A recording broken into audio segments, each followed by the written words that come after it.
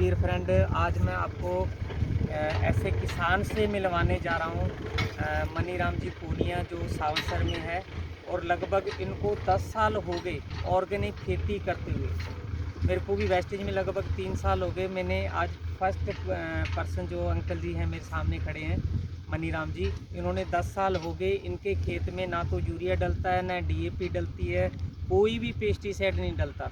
और इनके नरमा भी होता है और बाजरी भी होती है, कमाद भी बीजते हैं। ये बहुत सारी फसलें जो इसकी पैदावार करते हैं, लगभग मरबा 1.5 मरबा ज़मीन यहाँ पर है इनकी।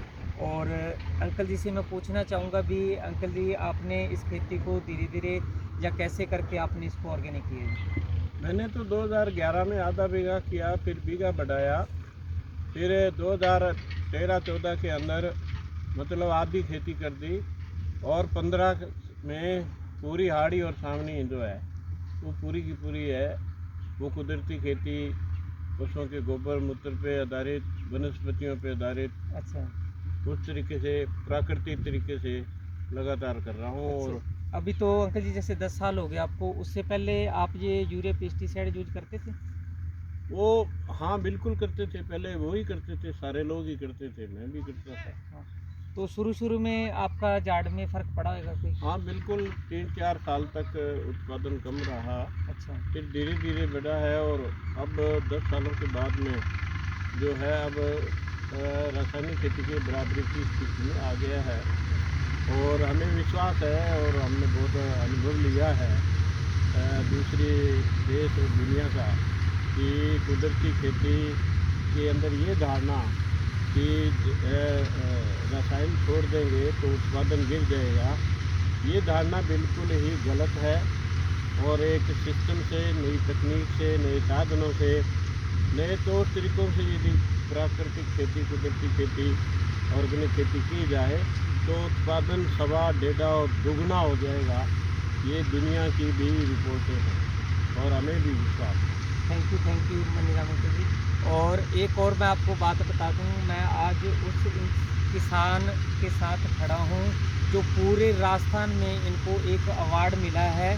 वो अंकल जी बताएंगे भी कौन सा अवार्ड इनको मिला है भी 10 साल की खेती करने के वैसे बाद। तो मैं, एक हमारी विचारधारा है कि शिक्षकों को प्रकृति और मानव हित में बनाया जाए, और प्रकृति मानव केंद्रित जन अभियान है, प्रकृति मानव हितैषी कृषि अभियान है। उस सोच और विचार दृष्टिकोण के तहत हम काम करते हैं, हम अवार्डों के लिए नहीं करते हैं।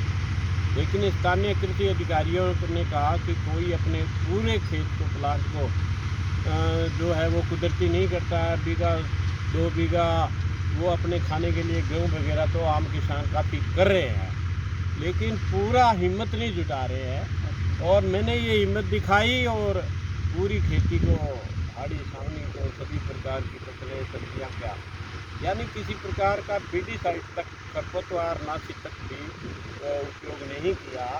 तो उसके अंदर फिर मुझे राज्य सरकार ने आत्मा परियोजना, एग्रीकल्चर टेक्नोलॉजी मैनेजमेंट जो एजेंसी है, वो स्टेट लेवल का फर्स्ट बार जो ऑर्गेनिक खेती में सरकार ने फैसला किया, ऑर्गेनिक खेती को बढ़ावा देने के लिए, तो वो पहला कितना बड़ा अवार्ड जो है अंकल जी को मिला हुआ है।